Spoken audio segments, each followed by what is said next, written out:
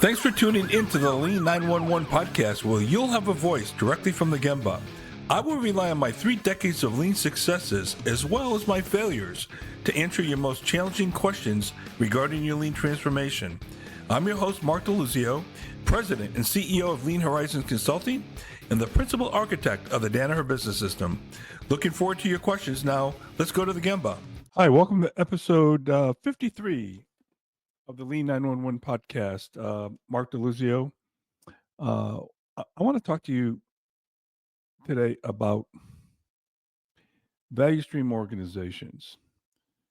There's so many people out there doing value stream mapping, and they're doing value stream mapping on what I would call a functional organization.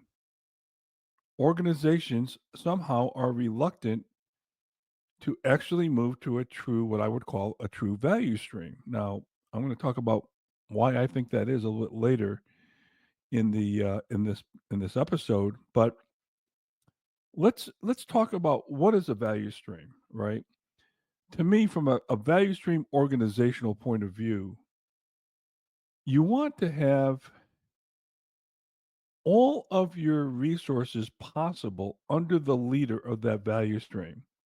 So in some sense, you almost have to think about a value stream as a mini company president who has control over everything from design to, I mean, ideally, it would be from design to manufacturing to marketing to the commercial side to the finances. You think about a value stream have its own little, mini profit and loss statement, balance sheet, owns its own inventory, things like that. Now, I know that's nirvana. I know organizations are tough to sometimes slice up that way. I got all that.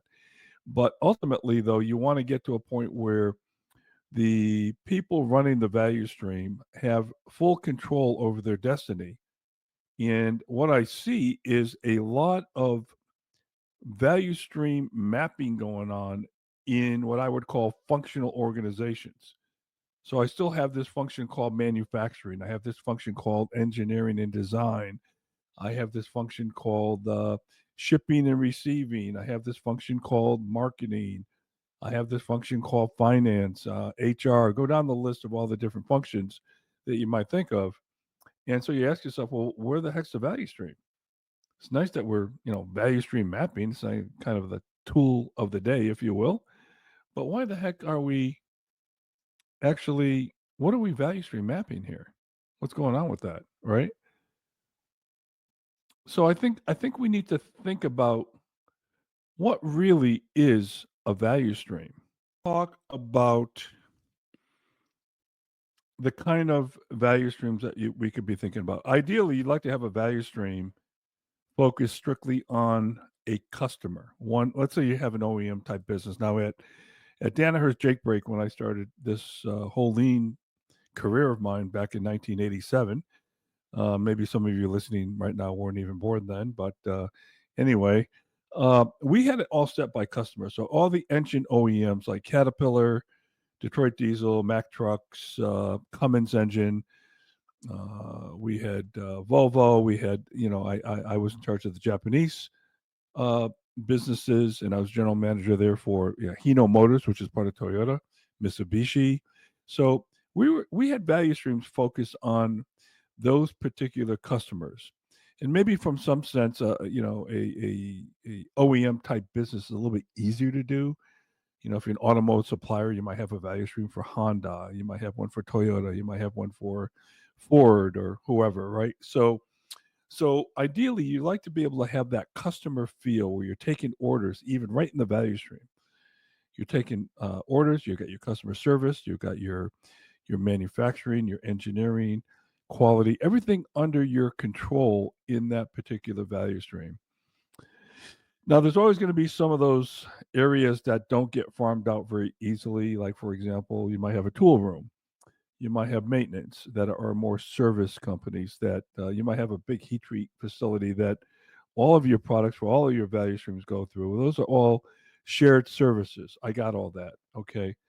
But when you start talking about the pure functions of a company, we always tend to think about value streams across functions where the person inside that value stream not only reports to the value stream leader, but reports to their functional vice president, let's say. Let's say the vice president of manufacturing. So when it comes to, priorities, who's going to win? The value stream, which is aligned to the customer, or is that individual in that value stream more attuned to his or her boss who does their performance review and signs their paycheck, right? So you've got that conflict, and you get that traditional conflict between a function and a value stream.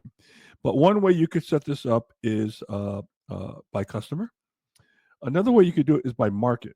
What specific markets are there for your product? Okay, so there could be they could be set up that way. Even companies could be set up in this regard, right? So at the tool group at Danaher, we had really three fundamental markets that we served. One was called special markets, which was all the Sears Craftsman hand tools. We made all the tools for Sears, 1 million sockets a day and 40,000 ratchets a day and 9,000 ratchets a day and 40,000 wrenches a day. So, so that was geared just to to Sears. But then we also had Matco, which is the mobile distribution. We competed with Snap-on and what have you. And then we also had an industrial tool group. All right. So we had really three market segments that we sold into. All right. Now, can you call those value streams? Probably not. You might want to call those strategic business units. Uh, but anyway, the concept is there. And each one of those was run by a commercial president, which the manufacturing then served these three groups as their customers. So we didn't necessarily have manufacturing for each one of these groups. I see a lot of companies doing that today where they'll have a separate profit and loss statement based on products. Okay. So all of a sudden, before you know it, you've got all this infrastructure and this overhead built up because everybody wants to kind of control their own destiny from a organizational perspective. But you can set a value stream up by customer. You can also set it up by product family. Okay, it might make more sense because of the way you organize is that your product family that serves multiple customers are set up in that regard. All right. Again, the idea here is to have the value stream leader have control over their destiny.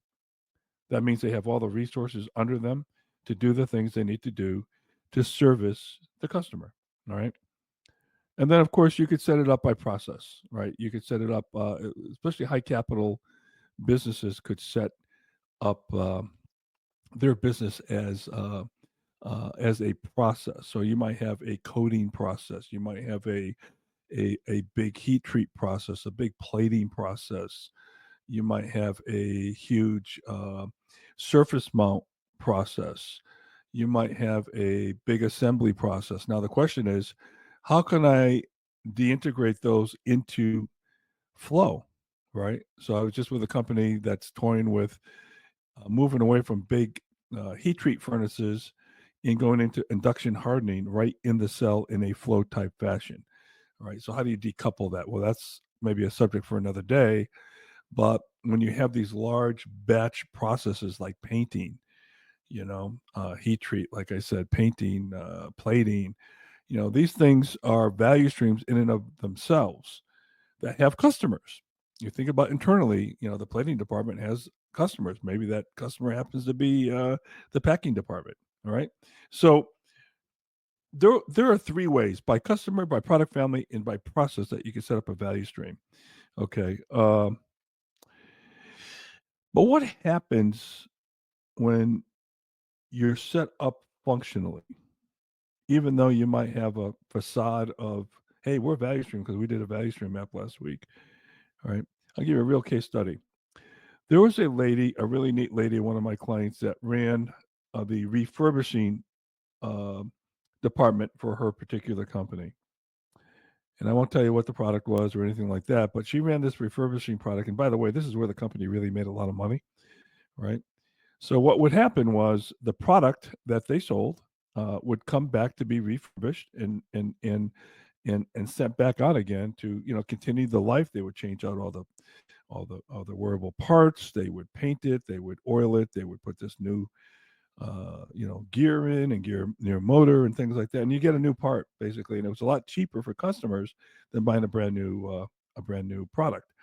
So she had this department, and it was making a lot of money, and everybody thought about this department as kind of like, hey, when it comes in there, we'll get to it. When we get to it, we'll do it. Right? They weren't really thinking about it as a value adding operation or something that could be flowed. So as we started moving towards that department in that direction, her problem was she needed functional support. For example, she would wait days to get the attention of a quality engineer that she needed in order to complete the project. Right? She didn't have quality under her control in this thing they call the value stream, simply because she just didn't have the pull. That quality control engineer was beholden to his boss, who was telling him what to do based on his priorities, not the customer's priorities. All right. So so here's a case where the organization loses in this kind of case. All right. So that's a real clear case of dysfunction when you're pretending to be a value stream, but you don't give the power to the people who run the value stream. Now, why is this? I've thought a lot about it over the years, over the 3 decades plus I've been doing this.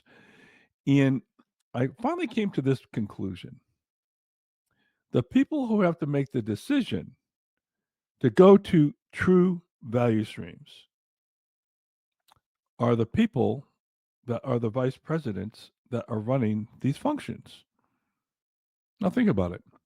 All your career, you worked hard, you came up the corporate ladder, you got this nice, neat position now as a vice president of engineering, vice president of manufacturing, sales, whatever, and or director, whatever. You got a high, lofty position, and now you're saying, "Well, we don't want functions anymore. We need to go to a value stream where those functions reside now within these value streams, reporting to a value stream leader, which that value stream leader needs to have the skill sets of like a mini company president or general manager. Right? They need to understand a little bit about manufacturing, about marketing, about sales, about engineering, or whatever it may be. Right? And to have those leaders make the decision, I found it to be a really tough road to haul, because they're the ones that basically are saying these vice president positions are no longer needed. All right. So that's where I see the rub. That's where I see the problem. I'd be interested in your view on this. Do you have this situation in your company?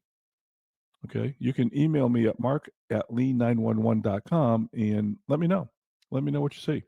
I'll keep it confidential.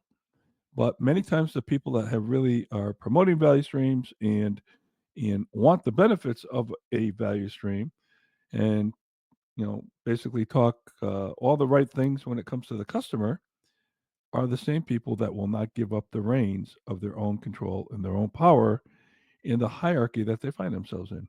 So anyway, I just thought I'd throw that one out there. So hopefully this will help you think this through. But next time you're asked to do a value stream, ask yourself, am I doing a value stream within a value stream, or am I doing a value stream within a functional organization? And in some senses, I kind of think a functional organization in a lot of cases is a dysfunctional organization. Anyway, let me know what you think. Mark@lean911.com. Uh, love to hear from you and your comments and your experiences. See you next time.